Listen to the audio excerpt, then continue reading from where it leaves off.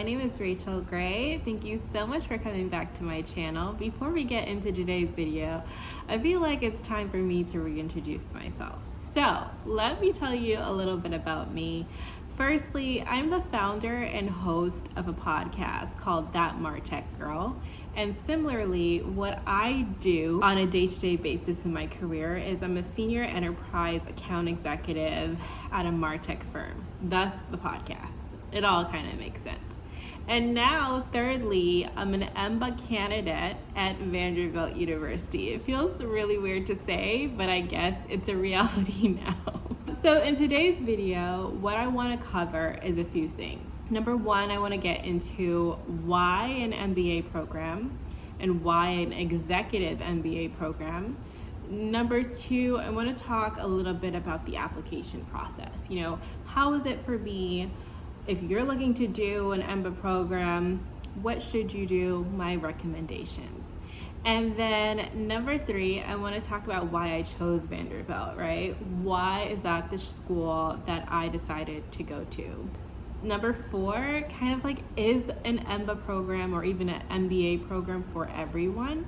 Because I think that's a question that I was wrestling with, and that might be a question that you are asking yourself as well if you're watching this video, and maybe if you are thinking about an MBA or an executive MBA. So that's the structure of today's video. Please, please, please like, comment, share. I would really appreciate it. Thank you. I just got my exam results back to get into business school, and I did better than I expected. Like, literally, when I tell you I took the test and I did not know what was going on. I did not know. I was like, what test is this? This is not what I studied. Like, literally, it was above me. I did not know what was going on. Like, you don't get your results immediately. So I was there in the room after taking my test, and I was just like, yeah, that was horrible. I did not pass this. That was not gonna happen. So I'm here like planning, okay, I'm gonna try to retake it. I'm gonna try to retake it. And then after that, like, I just felt really bad. And so I was texting my mom and dad and my best friend, everybody else, like, oh my gosh, like, that did not go well. Then I come back in my apartment and I'm like, this was so bad. I'm like crying and I'm just going to sleep. I just don't want to deal with this anymore, because it's like, you try so hard, you work so hard for something, and then it doesn't pan out, you know what I mean? And like, you gotta do more work. In my mind, it's already doom and gloom. Come to imagine, this morning, I look at my test results and it was better than I expected. It was better than my best practice test. Like, I gotta give God a shout out right now. God, the number one person, because without him, yeah, would have failed. Absolutely. Because when I told you, I did not know what was going on. I did not. So we'll see. Now I'm just waiting on the decision from my business schools. We'll see what they say. Why an executive MBA program? Why did I choose this? It's a lot of work that comes with deciding to do this program, especially at an institution like Vanderbilt, which is a top-ranked program. So why? Why not just continue with my career trajectory as is? And I would say the number one reason is because my background isn't in business. My background is in music and it's in biology. I am always curious about the ins and outs of kind of the science of business, right? I work every day on business concepts with other businesses, and I want to understand how the mechanics work. I think I'm a lifelong learner, so it was only natural for me to have this curiosity of what exactly is happening at a scientific level within business. Another thing is that as your career grows and you become really good at something, so for me it's marketing, technology, and sales, you become super specialized. But that puts you in kind of like a silo, right? Where you are really good at what you do, you interact with the other functions, and you have a high level of understanding of what's going on. But do you really, really understand, again, at a scientific level, what is going on? No, not really. So if you were to run a business unit, say as a CEO, would you be great at it? You could learn on the job, but would you be prepared to kind of take over that type of function? No, not really. I think an executive MBA program equips me to be able to have a better chance of understanding each different function in order to perform, say, if later on I want to be a CRO, a CMO, a CEO, I'm able to understand what's happening and able to kind of run a business based on this knowledge that I'm going to be imparted with. A really important reason is being a woman and also being Black. As you know, it's just reality. We do have the short end of the stick. We have to be twice as good. We have to work 10 times as hard. And having more knowledge, it doesn't hurt.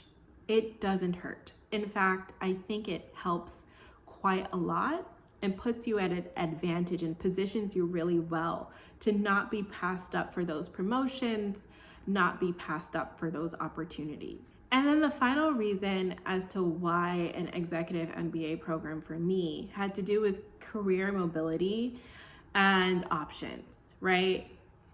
I love my job. I absolutely love the industry I'm in, and I really like the trajectory and where I'm going, right? And it's great. And really, I could have been like, okay, I can get a few trainings and figure that out. However, my ambition is really great. Like, it's really, really big, right? My mom always said, shoot for the stars, you can do it. So when I see myself in like 15 years, do I see myself in the same trajectory or the same position? No, unfortunately, I don't. I see myself at an extremely high level, right? And I could very well much still be in MarTech, and I could very well still be in a similar role, just at a higher level.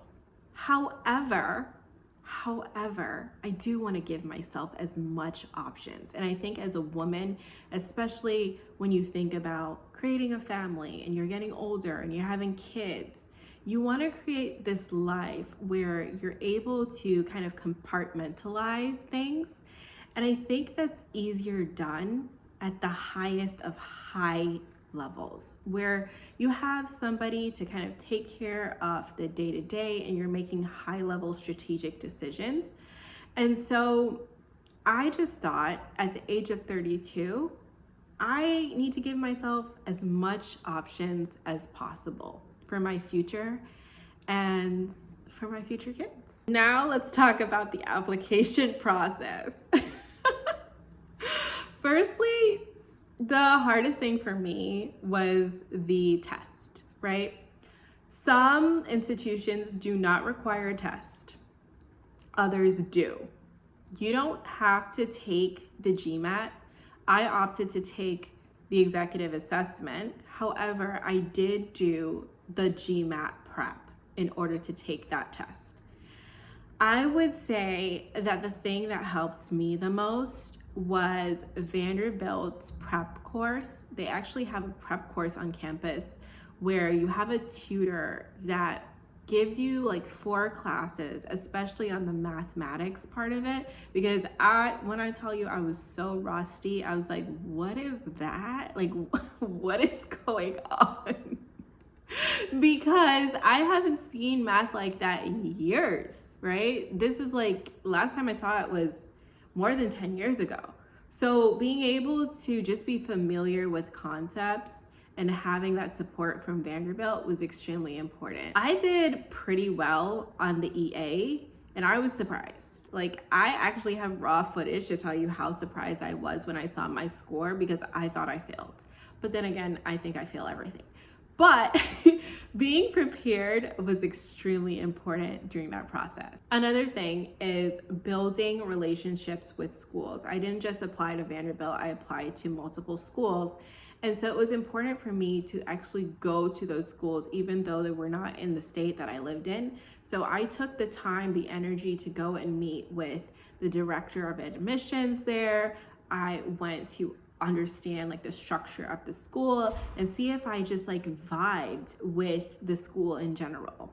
Did I like the alumni? Did I like the class? Did I like how the classes were structured? I took even classes at many different institutions to see if this was something I would want to invest time and energy in.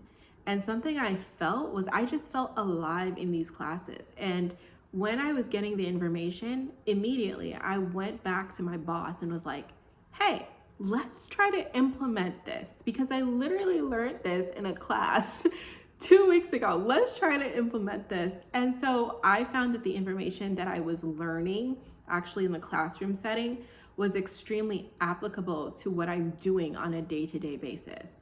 So that in and of itself was just the turning point for me to say that, no, this is not something that is optional for me. This is something that I really, really want to do. Another big piece is the recommendations portion. For me, it was really important for me to ask people who I was very close with and who have a strong reputation in the business community to give me recommendations. Luckily, I have great relationships with 2 amazing mentors who wrote my recommendations for me, and I'm extremely grateful to you both. Now, I said I applied to more than one school, and I definitely had options during this process. So why did I choose Vanderbilt? Well, number one is the vibes. That was it. That was my deciding factor. I'm very much a person is if it feels right and if my soul says yes, then the answer more than likely is yes. And my first conversation with Joe at Vanderbilt was just amazing. I felt like I was home. Just having that conversation with him where we were able to talk freely about why I thought I wanted an MBA, what I wanted out of a program. He just felt like family. It felt like I was going to be nurtured in that program and not just simply like a number or a statistic or someone else to kind of get through the pipeline. He really gave me personal attention, and that stood out to me. I really, really appreciated that because I just feel as though life is hard enough, work is hard enough, everything else is hard enough, family stuff, there's all this stuff I have to juggle. And I wanted to be in a place where I felt really, really supported, but at the same time challenged. And I wanted to go to a program where I felt as though, I had the best chance to succeed. And I felt at home at Vanderbilt. Is an MBA or an executive MBA for everyone? No, it absolutely is not. It's not. I think that you can get away with having an amazing career without an executive MBA or an MBA. If you are comfortable in your career right now, its trajectory and how it's going, and you can surely see the finish line and you know that you have all the tools to get there, I don't think you need it. And I think it would be a waste of time and money and energy for you to get that, to be completely honest. Another thing is, in the specific industry that I'm in, marketing technology and tech sales, I would say that you don't need an MBA to be successful in this industry or in this role. You truly have all the tools you need to be successful. Another thing with tech is it's moving so extremely rapidly with things like AI, everything that's kind of happening with the market. It's just moving so quickly that schools have absolutely no time to catch up. They don't have time to understand AI more than you do if you're on the job. No, absolutely not. And so if you want a long, successful career in tech sales and you want a long, successful career in tech, I don't think it's 100% necessary, especially if you can see that finish line for you that works for you. So I do think it's dependent on like what you see for your future and what you want, right? So if you can visualize it, if you have the tools to get there, I don't think it's necessary. Final point is, if you're not going to a top ranked MBA program, don't go. I would say it's ugly useful if you're truly going to a top ranked program. Before I end this video, I always like to give a disclaimer because I've been through a lot in my life, right? I've gone through failures, I've gone through disappointments, I have gone through rejections. And so you look at me going, hey, I'm an EMBA candidate at one of the most prestigious universities in the world, right? There are many seasons for everyone. I've had really bad seasons, so please don't compare your current season to mine. Just use this as inspiration to say, even if you're not in a yes and an accepted and a good job season, your season is coming. Life goes through ups and downs, and many times there's a down, but that's okay because your up is coming very soon, okay? Trust me, look back at my old videos. I was going through depression, I was going through anxiety, I was going through heartache.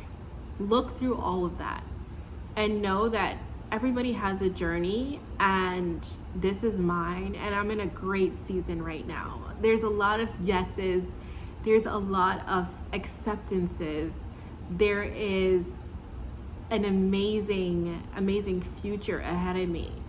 But for a while there was lots of no's, okay? So if you're getting lots of no's, know that your yes is coming. I promise. 100%. There is light at the end of the tunnel. Thank you so much for watching today's video. If you have any questions, please leave them in the comments. I appreciate you so much. And don't forget to like, comment, and subscribe. I appreciate you.